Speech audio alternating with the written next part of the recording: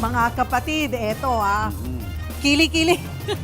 Kili-kili check muna tayo ngayong tag-init. Abay, alagaan po ang sarili para di kumapit ang anghit. Oo, pag ikaw ay nagtitiktok ng hawak mo ang pit, Ay, nako. siguraduhin mo na walang amoy. Walang anghit, diba? Kung paano mabibit ang anghit, alamin sa Frontline Report ni JC Cosico.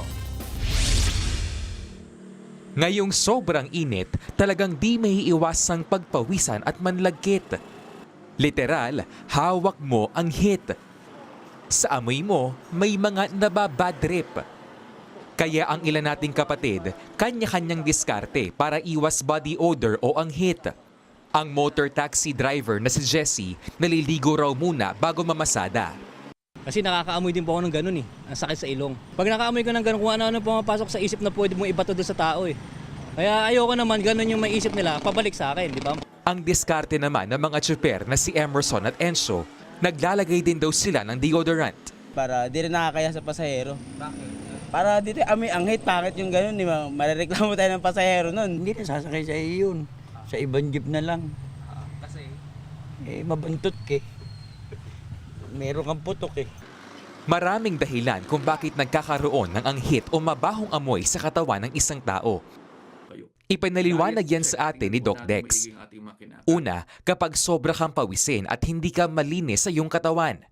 Actually, wala naman talagang amoy ang pawis. So, nagkakaroon lamang ng amoy kapag yung pawis ay nakakaluan ng bakterya na naninirahan sa balat natin. Kasi ang nangyayari, nagkakaroon ng waste product kapag nagsama itong dalawang ito. Pati ang diet o yung mga kinakain at iniinom natin pwede rin makaapekto sa amoy ng ating katawan. Gaya ng sobrang pagkain na maaanghang, pati yung mga rich in sulfur tulad ng bawang at sibuyas. Kapag kasi kumakain tayo ng mga pagkaing mayroong sulfur, yun yung naaamoy natin kasi hindi agad siya natutunaw ng liver. So sa halip, sumasama siya sa daluyan ng dugo. And then, kapag nasa dugo na sila, pwede silang lumabas yung excess sa pwedeng hininga, pwedeng sa pores. Pero ang pagkakaroon ng body odor, posibleng senyales din daw ng iba pang sakit gaya ng hyperthyroidism at sakit sa bato at atay. Madalas, hindi raw namamalayan ng isang tao na mayroon siyang body odor dahil nasanay na siya sa amoy ng kanyang katawan. Pero naaamoy yan ng ibang tao sa paligid mo. Kaya paano mo nga ba sasabihin sa kaibigan o kamag-anak mo na mayroon silang hindi kaaya-ayang amoy? Payo ni Doc, do it privately. Huwag naman yung nasa party kayo tapos biglang sasabihin, "Uy, may amoy ka." Huwag ganon. Kasi hindi lahat ng tao ay pare-parehong pagtanggap. Kaya ang payo ni Doc para iwas ang hit ngayong tag-init, gawing regular ang pagligo.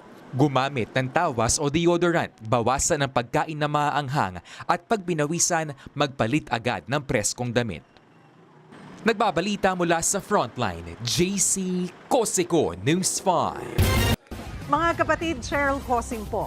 Maging maalam at may pakialam sa mga napapanahong issue at headlines. Mag-follow at mag-subscribe na sa social media pages ng News 5.